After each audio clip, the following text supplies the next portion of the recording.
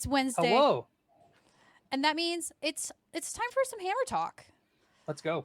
Our last video did really well, but we were very rude. We didn't introduce ourselves to them about E. anything. That's like walking up to somebody without doing a handshake or saying hello and just starting a topic. Hey, do you like Warhammer? Oh my god, Yeah. I don't know who you are. Take my wallet. Yeah.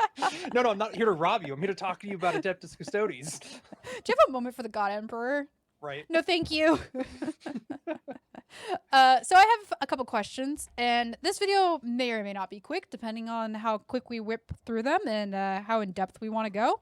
Yeah. But let's just go. So, Okay, let's go. how did you first get into Warhammer? What drew you into the hobby? I got into Warhammer probably at least like 10 plus years ago by just kind of getting into the actual lore. I had some friends who were really big Warhammer guys.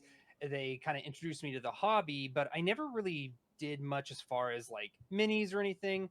And then when I was a teenager, I Mhm. played a game called Warhammer or 40K Dawn of War. Mhm. And that was actually my first introduction to the 40K universe overall.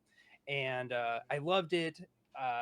Loved all the factions. Got very much into the Necron faction from it. I think it was like something Rising, but it was an expansion where they added the Necrons in, and I thought they were super cool.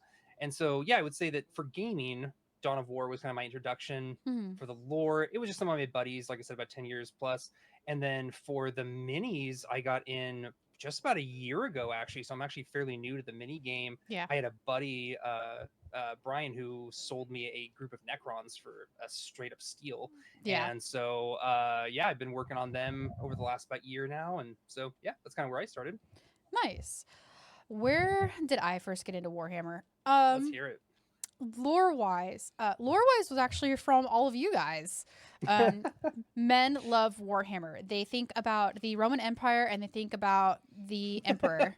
I would say that is where. Lore wise, I don't know whether or not I still find the lore interesting, which is funny because we're doing lore videos. AOS is more so my speed. It's really fantasy driven. So I don't know. As someone that likes Star Wars and some space things and not Yeah. big into space, I'm this weird anomaly. I don't know.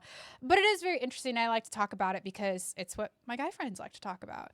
As far as probably what drew me into Warhammer the biggest, though, was the models. I remember going into game stores, Guardian, Portland, many, many moons ago when it was like this hole in the wall, kind of like hallway-esque place that you would walk into. It wasn't like this huge storefront. It always smelled heavily of like model glue and paint every time I walked in there. I thought you were about to say just smelled heavily of BO. No. It's so funny because when you walk into like game stores, right, they smell of BO. Guardian always smell of like model glue and paint. Yeah, And I think it's because people were working on like Warhammer. I'm assuming it is what is because there's not enough D&D minis out there to warrant that kind of smell. Yeah. But it's always like whenever you walk by a Warhammer gameplay that is happening on tabletop at a storefront, it's very easy to walk by and go, ooh, what are they doing? Yeah. Because there's so many models and there's like these big terrains and people are out there with like measurements and a bunch of dice. And I'm like, I love dice. I don't really like measuring, but I really like models. And look how cool they are. And they're like these individual units moving together and the terrain looks really cool. And it's so hard to not want to just go over there and just like pop a seat down and just watch. Don't do that. They might think you're weird. Some people might be fine with that. I don't fucking know. But yeah, so the models is really what drew me into it. And then there was some games that came out. I played a little bit of Vermintide. I played a little bit of Darktide. But other than that, like, I like for more variety and like the Xeno enemies. And right now we're seeing a lot of Tyranids. And as much as I love crushing bugs, I'll do it for democracy and Helldivers. That's all I gotta say. So, not into Space Marine 2 yet, but I'm not gonna lie. I may or may not have looked at it this morning during the winter sale. It is a lot of fun. I went pretty hard on that for a while there. Well, and then they say like, right, you can be any faction you want to be for the most part. All I'm saying is I've got this lovely lady up here. If I can be one of her, that would be awesome. Not yet. That's a dark tide, man. That's I mean, you can kind of create anybody who plays a female character just always tends to make Yep. battle sisters, so it's pretty bad. The next question, which is funny that I point up to my Adeptus I know. Sororitas. What is your favorite faction in Warhammer, and what do you love about them? um First off, I will say I think every faction is really cool for its own reasons, Mm-hmm. and so it's kind of hard to say like which one exactly is my favorite. But I don't know. Maybe chaos. Chaos is really rad, Ooh. just because there's so many different facets to it, Mm-hmm. and it's at war with itself. It's at war with the different, the different factions in the galaxy, and then also their agendas are so askewed because you Mm-hmm. just like every faction could be doing something different Right. and working against each other or with each other, and then those times where they do unite, which mainly was just with the Horus Heresy, is Mm-hmm. like the main element for that. You really see like how devastatingly powerful that they can be when they're like Sure. focused on a single goal. Yeah. And they really are. They really represent like one of the biggest threats to the galaxy, and their models look sick, and they're Yeah. all, they're all super cool looking. I will say a little special note with that. I have a group of the Slaves of Darkness, which is Yeah. the AOS equivalent, and I will say they are a nightmare to put together because all their units are covered in spikes, and so when you're trying to push the unit pieces together and hold them together, Yeah. you're just continually getting stabbed. You have to pay a tribute of blood to even build the units. So, what about you? What's your favorite faction? What is my favorite faction? You know, the Chaos actually was a really good one. When I wrote this question, I was thinking more of like, the Adeptus Sororitas or whatever, like the independent ones. But I do like the idea of like what faction because you get like the Xeon, the Chaos, the Imperium. Let's be honest, the Imperium's not the interesting one. They've got a bunch of cool separate armies, but I mean, they're kind of one note. Yeah, So I won't go there for that one. I would have to say Chaos probably is a really good one, but I do like the Xeon as well.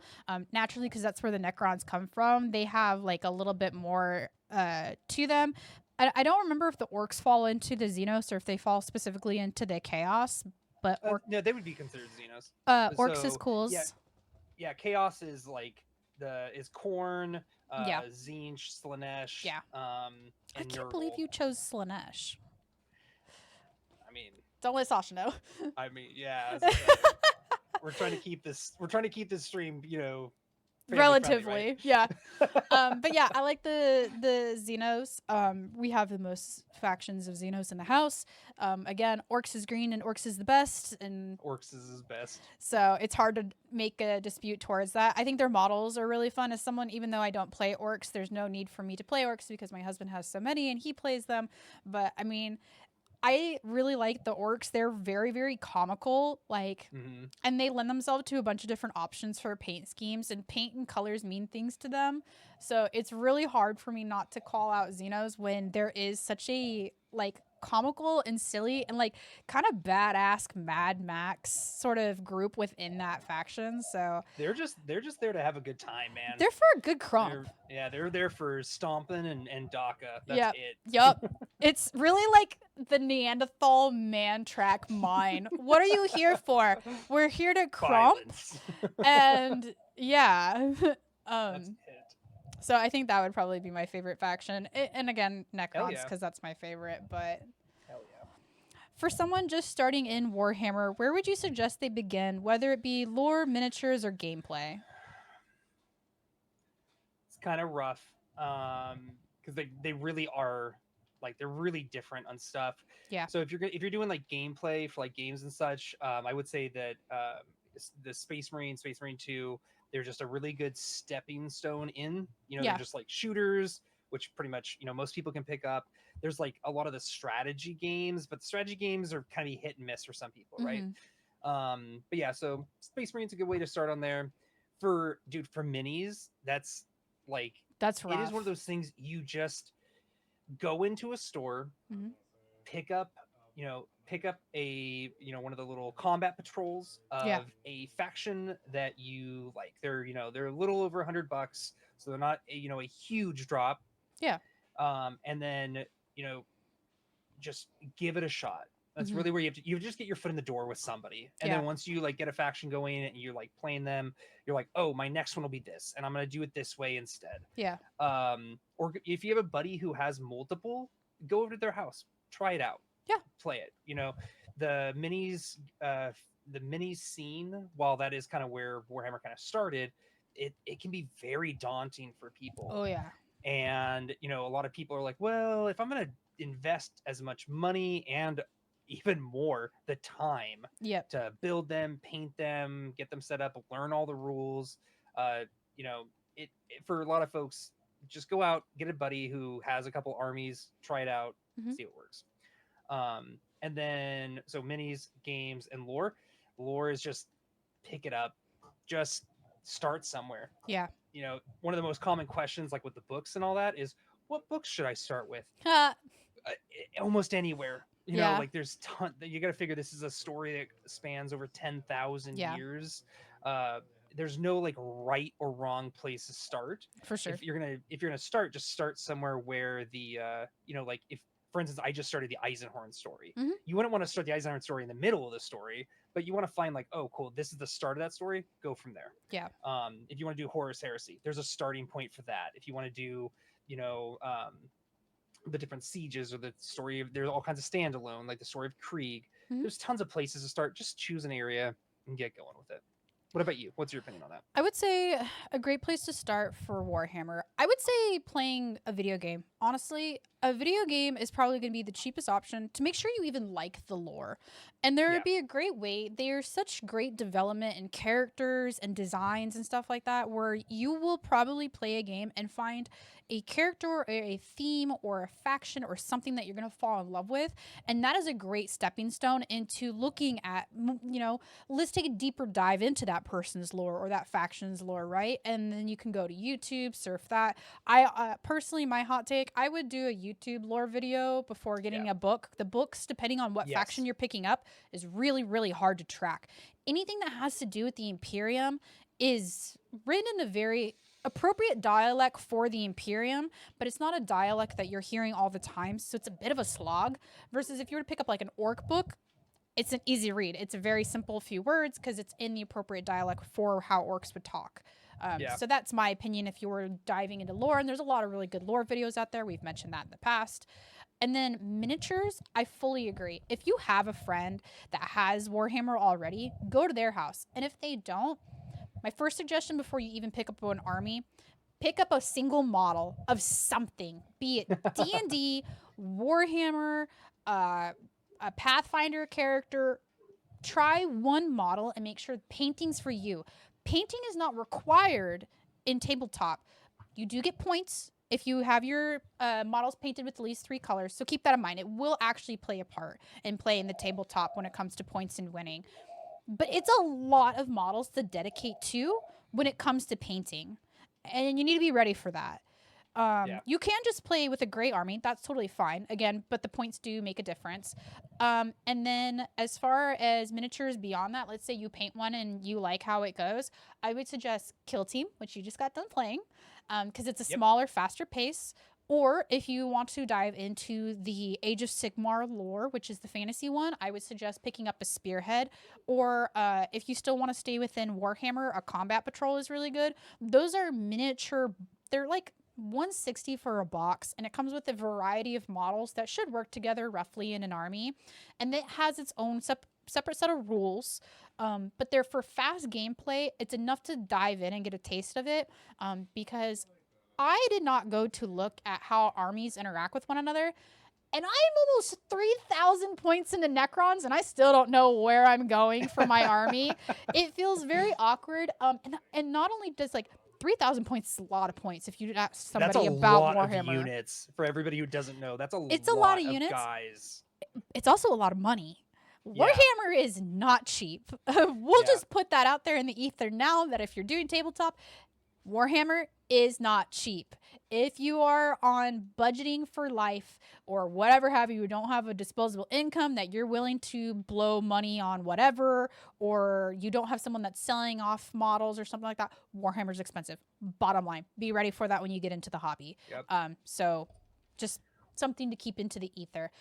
If you live in the Pacific Northwest, there's a place called Mine Takers in Vancouver.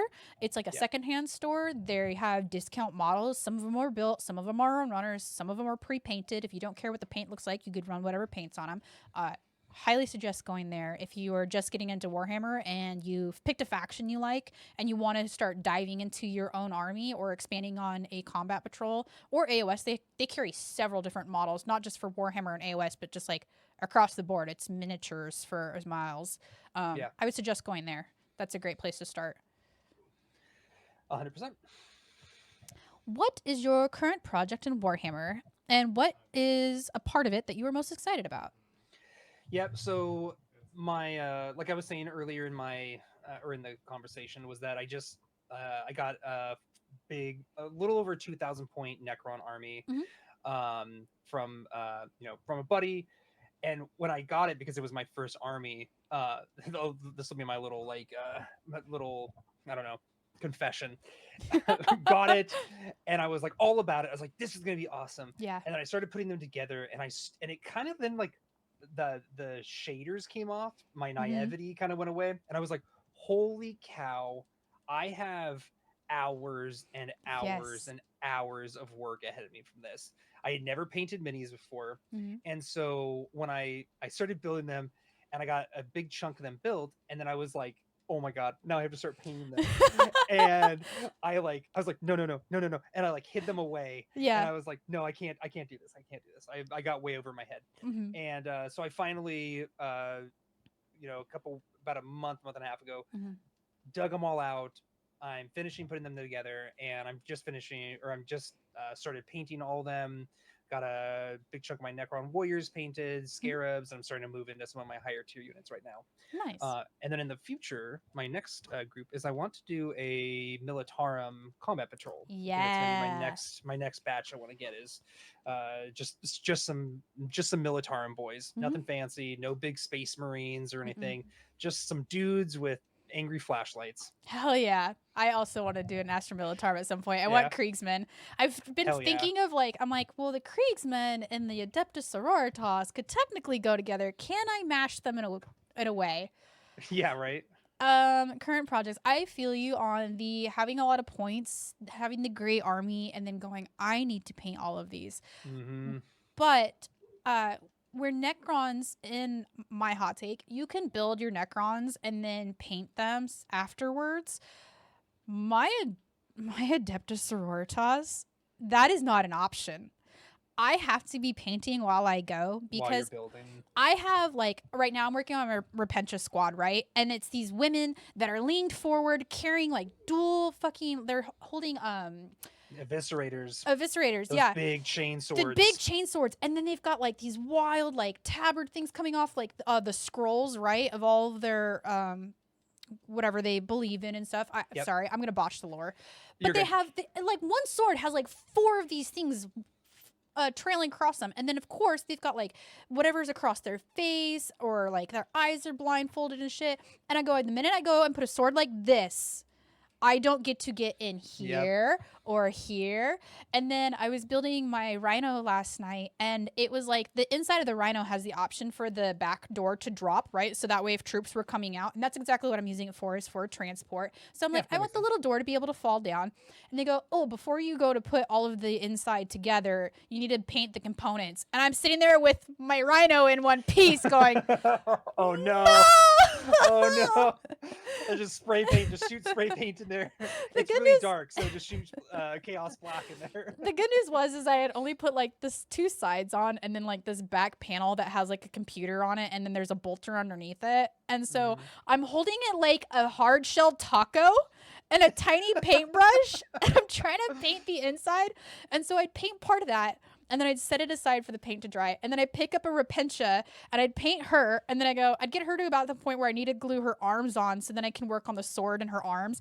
I'd get that glued, and I go, put that down, pick up the Rhino, figure out what I need to paint there on the Rhino. And then I realized at 12:30 last night, I'm painting the Rhino by hand, keep in mind, with a contrast. And I was like, fuck this. And I asked Pat to go spray it with some Chaos Black once everything was shut up so you wouldn't destroy the interior paint job Yeah. that I had just spent hours working on. And I'm then, sorry for your loss. yeah, right? And then I go to lay down because my back hurts, right? Because painting takes a lot out of you. Yeah. And I look over and I realize I have 20 models to build still for my 1,000 points for Adeptus Sororitas. And I'm like, I am so excited for these to be done. Um, so when those are done, because that's my current project, I am really excited. My Necron army has the most painted and the most points. However, the techniques that I picked up in learning and painting with my Necrons, I'm perfecting those techniques in my sisters, and I feel like it definitely shows because we talked in our Necron video, right? I finish a Necron and I go straight into the null oil, right? And it can Yeah. look like Garbo, and I'm like, oh, they're just ancient, decrepit Necron things. Versus my sisters, I'm like, oh, I want them to look like they got lost in the warp, but they're still a part of the Militarum, right? So I need to balance that pristine and biblical and a cathedral with something that got lost in the warp, and they're highland snow related items, so I'm playing with mud and snow and That's where that cool. falls on the shoulders and stuff. They look amazing. I want them to be done so I can play my army. Yeah. Can I ask you real quick with that? Yeah. Is this your first time painting skin? Yes. I How has that been? Because I know that for a lot of people, painting skin can be very challenging. So ironically enough, when I painted Lyra for D&D, that was harder. Usually, I lie. I have painted skin before on D&D models, but I feel like D&D models, yes, they are detailed, but they're only detailed as much as you want them to be. Yeah. And same can be said for Warhammer, but Warhammer, I feel like, because you have so many models, it really is a show of the models. That's kind of half of the glamour of Warhammer is the Yeah. models and how beautiful they are. Versus D&D, it's like I'm putting a model down and I'm rolling dice. D&D's big name to fame is dice. Warhammer Yep. is the models. And honestly, for my sisters, I am going the route of I'm not painting a whole lot of facial features. Really, all I'm doing is I'm getting a base skin tone down, and then I'm going over with a wash, and that's where I'm gonna leave it. I don't plan on Okay. doing eyes. I don't plan on doing.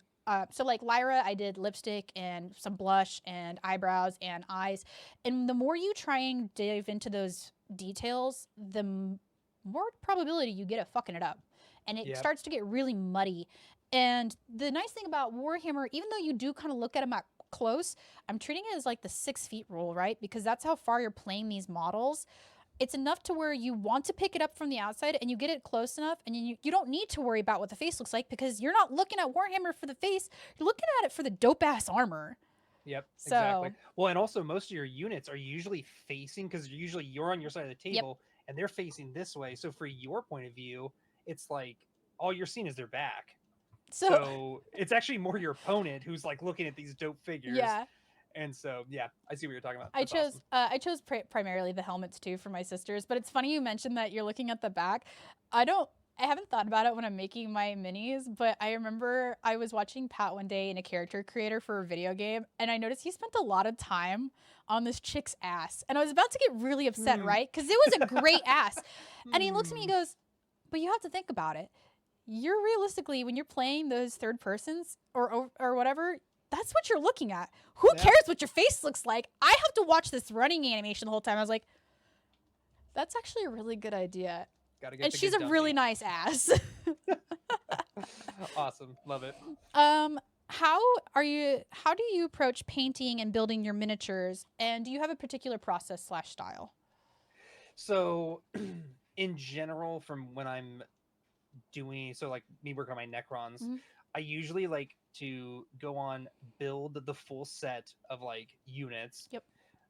And then I will then go and then paint those units. I Mhm. try not to do too much build way ahead and then paint afterwards Right. because it kind of helps keep in perspective like the different color schemes I'm going to be Yeah. using and kind of if I want this specific set to be more battle damaged or Mhm. not.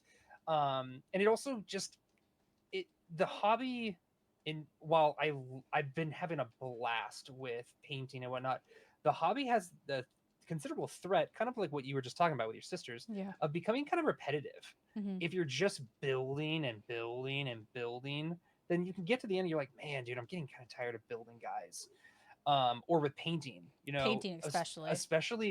especially if you're doing like bulk units, Yeah. like God forbid. And I mean, this will be. I was actually just thinking about this with my Imperial, or sorry, with my Militarum Hmm. guys, because they have a lot of bulk units where there's Yep. just a lot of little guys, and so it's very easy to be like, all right, cool. I'm going to take these 10 guys, and I'm going to go through and I'm going to paint this specific set of armor, because Yeah. you don't want to be like dipping through a bunch of different colors every single Hmm. time. So for me, I'll go through like, all right, cool. All of my like, gunmetal from Vallejo. I'm gonna be like, cool. I'm gonna do all my gunmetal on for all of these guys. Yeah. And so I try and keep it in smaller batches so I don't get myself burnt out from just doing the same task over and over and over again. Right. And so, and because with painting especially, there are definitely some parts of painting that are a lot more fun than others. Yep. Necron, for instance, like with their armor, can be kind of, it's a little hit and miss. It's okay, Hmm. but like doing their like orbs and their like Yeah. energy sources, and you're working with lighting and Yeah. doing different highlights and whatnot, that's a blast for me. Hmm. So like I always try and keep that as like towards the end, so I can end on like a high note and be like, Yeah. oh, that looks awesome. So yeah, for painting, it's usually small batches and focus on doing tasks in like order so that it stays in consecutive order on that. Yeah. I do sort of a similar, but also a little bit different. Mm-hmm. So I won't really touch on my Necrons because my Necrons, like I said, I build them and then I'll paint them later. With my sisters, what I'm doing right now is kind of what you said, what you would want to do with your Militarum, right? Where you're doing like one color, right? Because it's already on the brush.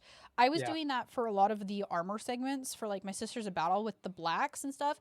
And the minute that it's done and I'm ready to start assembling that character the rest of the way, I will just focus on that one character. And that way it's kind of like that little high of that one's done. And That I one's get to done. see it all Yeah. pretty and done and everything. And I'm like, cool, I'm so excited to have another one. And then I'll get to the Mm-hmm. next one because painting subsections, I feel like, because I tried doing it where it was like I was trying to do one big batch. I'm like, all right, I'm gonna do all of like my lead belcher all, and then I do my wraithbone next for my necrons and stuff.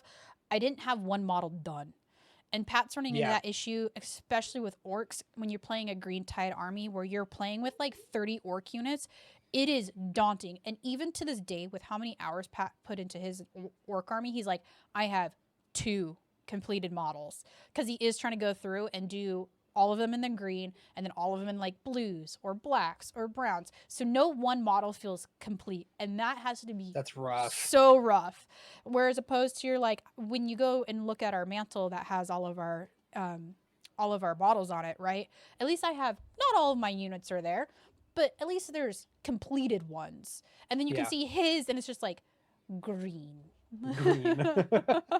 At least with orcs, like 50 to 60% of the model is It's green. So green, it's yeah. like a big chunk of them is at least done, right? Yeah. But I agree with you on leaving like the nice things. So whenever I am feeling tired from something, I'll go to my night haunts because my night haunts is playing a lot of like shades because I have them go from like a really blue to a really green, and then some of them get to have fire because it's AOS, so Yeah. fire and medieval. Yeah, fire. And that is a lot of fun to paint because that's a lot of blending of colors, and then you're getting lots of pops of color and stuff like that. Especially Mm-hmm. with my AOS, they're with red and then those teals and stuff. So I get to play a lot more with that, and because I'm not trying to match an army color, which my Necrons aren't, but my sisters are, I get a lot more freedom, right, in a color palette, which is a nice to have, I have to say. Yep.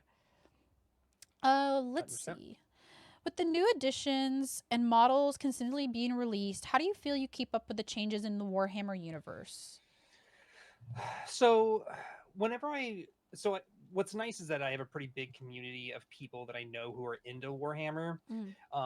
I've also subscribed to a bunch of different services and such that kind of Mhm. keep me in the know on it. For instance, like the Fulgrim, his model just Yep. got announced, Yep. and dude, me and Sasha, are one of our buddies who's in our Warhammer group, he like we were racing to post up videos to Discord Yeah. of like Fulgrim got announced, Fulgrim got announced. And so like we thankfully enough we have a pretty Mhm. pretty big community, and so it's pretty hard for little things to slip through the cracks when you Yeah. have so many people that are into it. Mhm. But yeah, I mean, with with staying up to date on news and whatnot, be on their Discord. That's one of the big things. They're always posting stuff on their Warhammer Discord. Just see what different threads for different Warhammer groups are talking about. But most of all, just stay in contact with your friends who are Yeah. big Warhammer fans. That's how I usually tend to do. Yeah. I feel like so when I saw this question come out, because I'm not gonna lie, I got a lot of questions off of Chat GP. I saw this one and I thought of all of the updates that are coming to the tabletop when it comes to building armies and what stratagems you can do, what adjustments get changed to balance out armies. And I know that you haven't played a whole lot of actual tabletop Warhammer, right? Because you're working on your 2,000 points still. So I'm not sure how much that truly affects you.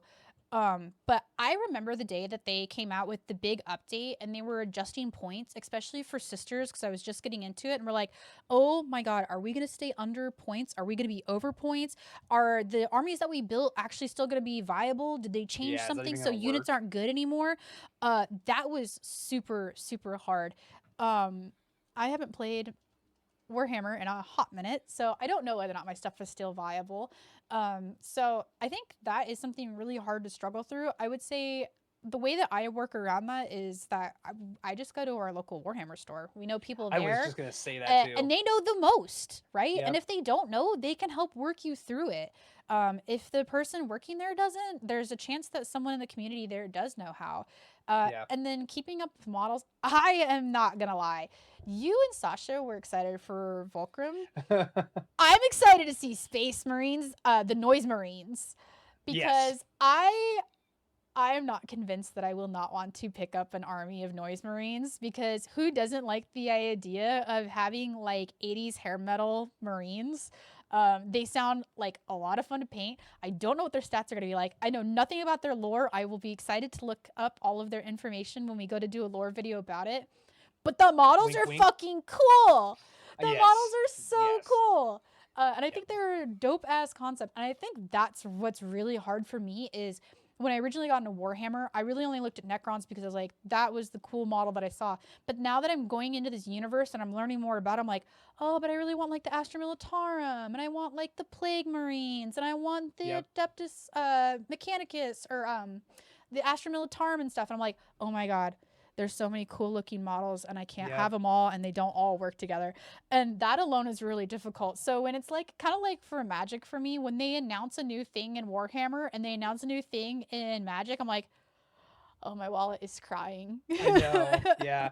And that's what I was saying earlier is it's like it's hard to be like, "Oh, which is your favorite?" Because even ones that you're like, "Oh, I don't really like this faction a lot." Yeah. You got like there's still like ones that are really really cool. Like Yep. I'm not a huge Tau player. Their lore is like okay, but it's not crazy. But like some of their mechs are so cool And the looking. You Harlequin know, options. the Harlequins like with Hmm.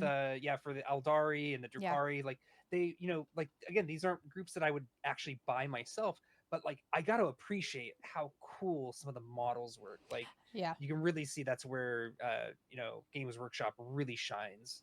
I'm not gonna lie, I went into Mind Takers and saw some of the big speeders that the Tau use, and I was like, I don't want to play Tau. We give I all of our know. Tau friends shit, but the spaceship I is kind of cool looking. I Yep. would do a Cowboy Yep. Bebop themed Tau That is army. such a cool idea. I love it. Hell yeah. Let's see. What aspect of the Warhammer community do you enjoy the most? Gaming, painting, or lore? For me, because again I've been in the lore for like 10 plus years now. Yeah. I always love talking with people who are like willing to have kind of open intelligent conversations about it. They're Hmm. not like super stringent and locked in Yeah. their beliefs on it.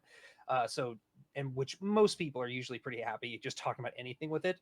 For me it's got to be the lore. Like that's really where like my favorite aspect to like talk to people, engage with people is because it's such a huge story that Yeah. no matter what you're going to talk to somebody and someone's going to know something that you don't know, and they're going to be like, well yeah, there's this one, whether it's like the horror collection Hmm. or if they're again you get in the Horus Heresy, it's like 100 plus books. Yeah. You're sitting there being like, oh god, there's always going to be people who know more about that different stuff than you do, and you're going to know things that they don't know. Mhm. And you can kind of go do that back and forth on there and talk about different characters and what you like about certain ones and what they like about certain ones. And so, yeah, for me, that's really my favorite part. And I mean, the lore has something a little bit for everyone, but whether or not they realize it or not. And I think Yeah. that's where like someone always finds somebody to connect to. My favorite aspect about the Warhammer community, um, I have to say, it was something that I touched on actually in one of my MTG videos when I went to go do my standard event. I love going into a new community, going into a shop, sitting down and making new friends, and you guys all having that same thing that you like. And there's nothing cooler, especially when you're having maybe a bad day and you're not feeling so confident about your mini painting and stuff like that. Or you think, oh, you've looked through like White Dwarf and seen all these gorgeous armies, and you go in with yours and you're either It can be painting or rough. you're gonna play you're gonna paint your army there, or you're gonna go play to meet up at a tabletop. So you're gonna be playing either combat patrol in the instance of Warhammer 40k, or you're gonna be looking to play 1,000 points. And for someone to see your army for the first time, they go, "Oh my god, your army looks so cool! Can I take a look at it?" And they want to acknowledge like and see them. It's like such a good feel good moment, Yeah. and it's like all those hours of painting and building, like it pays off here. Yeah. And people are really cool about like talking about your armies that you have and the factions that you choose. And like if you don't know how to play, they'll help you play it, right? The core book is there, and there's ways to like flip through the book rather quickly and learn how to play it. But nothing's better than being on the other side of the table of somebody rolling dice and be like, "Hey, I don't quite understand this. Can you help explain this to me?" And Yeah. either them to be able to, or your local Warhammer person. Your local Warhammer person is also just a giant nerd. I love Ian at ours. I know that Dane loves his down in Eugene. Like they're just really cool people. So it's a lot of Yeah. fun. I love going into the store, and everybody's super warm and welcoming. And for AOS in particular, we did a big like alliance versus chaos matchup, and then we all played together with our units. You get to have a certain number of points, and then you as a team had to come together and go, hey, how are we going to end up winning against our opposite factions? And that was Yeah. really cool because it was definitely like a unity thing and the community coming together. So I think going to a game store and hanging out with the community is probably the That's right. coolest because you get to Yep. cover all the bases in that point. Yep, everybody's super super accepting. Like I've Mm-hmm. never talked to anybody at a like Warhammer store or most hobby stores and Yeah. then be like, "Oh, don't talk to me. You don't know what you're doing." Like I've never ran into that. Like almost everybody is always super accepting, Yeah. super friendly. They just it's one of those things where the more people that get into their hobby, the Mm-hmm. more people they have to play with and they have to like fight against or play with, and so Yeah. yeah. As someone that came from a hobby that used to be that way and still kind of operates that way, going into these tabletop communities that are welcoming is such a nice breath of fresh air. And you're like, right, this is what it was like before everything became toxic in other communities. This is how Yep, it's supposed to be. that's right. I think that's why I'm so appreciative of it, because I've done my time in the dirt buckets with the other hobbies and the Yeah. communities, and we don't need to discuss them. That's not what Yeah, we're here for. there's not a huge like elitist mentality. Yeah. Like you just come in there, you bring an army, and they're like, "Oh wow, what does your guys look like? Oh, this is what you're running. Yeah, you want to fight? Blah blah blah." It can be a lot of fun. Let's see. I'm going to skip this one because I feel like we've talked about it, and I will go into our last one because, surprisingly enough, our Warhammer videos, we can talk all day about them. Yeah, If you could weird. be a Warhammer character or Oh hero, who God, would you be and why? who would I be and why? And there's a lot of options. I know. How are you going to give me that kind of a question, man? Um, who would I be and why? If I had to be a specific character, I don't know if I could choose a specific character, but I Yeah. would say that I do know a role that I would want. Hmm. And if that had to be anything, it would be a rogue trader in the Imperium. Yeah. So rogue traders, like they get this like warrant of trade, which when you have that, like usually coming from like a really wealthy family or something, but Hmm. it gives you full freedom Hmm. to go wherever you want, do whatever you want, pretty much almost completely unsanctioned in the Imperium, which the Imperium spans such a huge area of the galaxy and whatnot, so it really kind of gives you the biggest places to explore and try out, and it comes with a ton of rapport and respect you get from it. Yeah. And so you could just kind of go around the Imperium and just do almost whatever you want, completely unchecked. And very few. It's kind of like an Inquisitor. Inquisitors can kind of do that. They can just Mm-hmm. like step in and just like, hey, I'm an Inquisitor. This is what I want. Yep. You pretty much have to do it. Yeah. And rogue traders have a lot of that same kind of standing in the Imperium. So yeah, dude, just being a rogue trader, being able to go wherever I want, see whatever I want, experience the Imperium without having to be bogged down by all the crazy red tape that the Right. Imperium usually is bogged down with. Yeah. That'd probably be my thing. That's a really good one. If I had to choose one, I am going to be honest, I didn't really think about this question very much. And I am still learning the lore. Every episode, I learn something new, both what we talk about, but also whatever content I'm trying to put together for the lore. If I had to pick one, though, the one that I think suits me really well, or at least I'm going to say that it does, I would probably say I would like to be probably Morton Vol. Because she's not a saint, but she did a lot to work her way up to become basically on not the same level as a saint, but that same level of respect. And Yeah. she's just a badass. Like an Yeah. absolute fucking badass. And whenever somebody tries to come up to her about things, like they're like, "Oh, when she got elected, right?" And they're like, "Oh, you need to do like all these days of prayer and stuff like that." She's like, "No." And we agreed I'm gonna go be with my chapter, basically like the people, the sisters of battle that I was with. I'm gonna go train with them. I'm gonna go be with them. We're not doing this pray thing. She also spent I think she spent her own like time to herself, like meditating to kind of like get herself in that mindset. But basically everything that the church wanted, she was like, no. And she was so terrified that they're like, we're not going to fucking question it. We need her in this point of power, right? Everybody looks up to her and respects her. And she wears one of those, she decked out her own war suits and stuff like that, which the war suits are really cool in their own aspect of themselves. I think they basically like the war suit also has to, in a way, choose you. Yeah, for the things they have machine spirits. Yeah. And the machine spirits have bond to the person. Yeah, you're right. So I would have to say, like, talk about a fucking badass.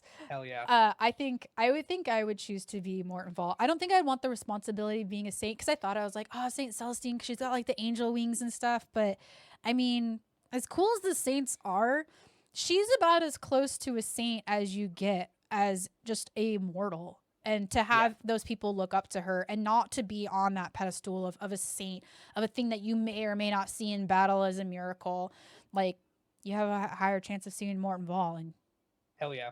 I think she's just a really Hell cool yeah. character. Yep, 100%. Well, that wraps up this video. Donnie, would you like to close us out? Well, I would say that this episode is complete. Bye, guys. Bye, guys.